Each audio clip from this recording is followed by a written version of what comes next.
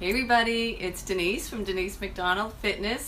How are you? Coming to you on day 5 of my series that I've been doing this week from the book called Younger Next Year. It's my favorite book. Oh, look, we even match.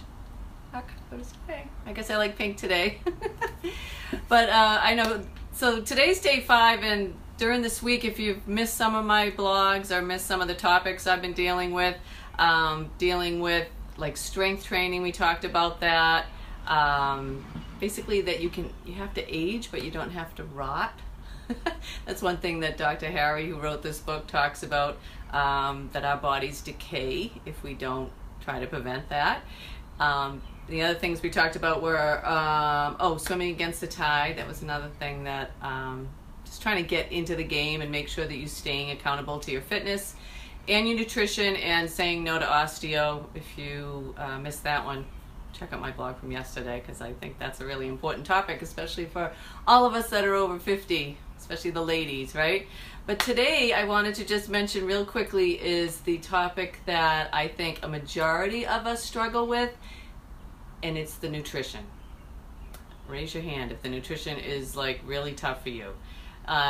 It's tough for me, and it has been for years, and I think a lot of people tend to want to go for like the next fad diet, or they hear about some diet they're going to try, or some cleanse or some things, and they start them and then they do them for a few days or a few weeks and then they stop. And believe me, I was guilty of that as well. But after reading this book, which I highly recommend that you pick it up, is that you don't want to say that you're dieting. You should never even mention that word anymore. It's not about being on a diet, it's about changing your eating habits, changing your lifestyle habits around nutrition. And it's not going to be a diet, it's just the way you're going to approach food and the way you're going to approach maybe going out to eat. So in the blog that I'll post in a little bit, I posted a lot of tips that I find helpful, that have helped me. But you know what, it's not rocket science, I guess, when you start to really boil it down. And Dr. Harry talks about this, and he's just like, it's simple, just stop eating crap. And that's what I kind of mentioned in my blog too. It really is like the acronym K.I.S.S. Keep it simple, stupid. And I say that to myself all the time.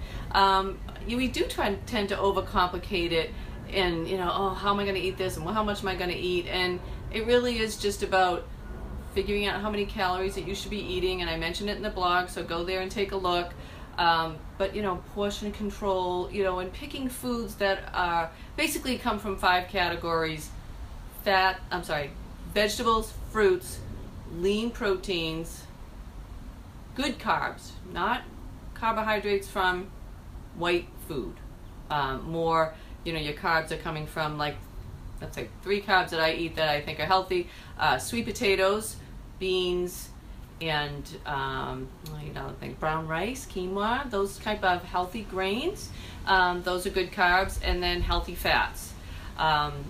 So really, when you pick from those 5 categories, again, keeping it simple, but I think you can make that change. It won't seem like a diet. It's just, this is the way that God intended us to eat, I believe, and how just trying to eliminate the processed food, all the man-made food, the foods that are just filled with chemicals and saturated fat and additives, artificial flavors, all that stuff that our body just does not really recognize, and then just tends to store it as fat. So this is, I think, the reason why our country is in the situation it's in. But so check out my blog.